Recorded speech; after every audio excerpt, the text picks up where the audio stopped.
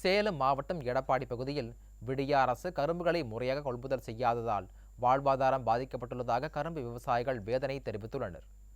சேலம் மாவட்டம் எடப்பாடி அடுத்த பூலாம்பட்டி மற்றும் சுற்றுவட்டார பகுதிகளில் பொங்கலுக்காக பன்னீர் கரும்புகளை சாகுபடி செய்துள்ள நிலையில் விடிய அரசு அதில் 50% மட்டுமே கரும்பு ஒன்று 20 முதல் 22 ரூபாய்க்கு கொள்முதல் செய்துள்ளதாக விவசாயிகள் தெரிவித்துள்ளனர்.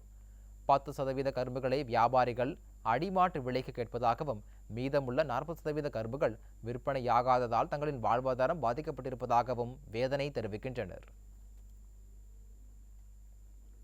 18 ரூபாயிலிருந்து 22 ரூபா வரைக்கும் அவங்க எடுத்துக்கிறாங்க.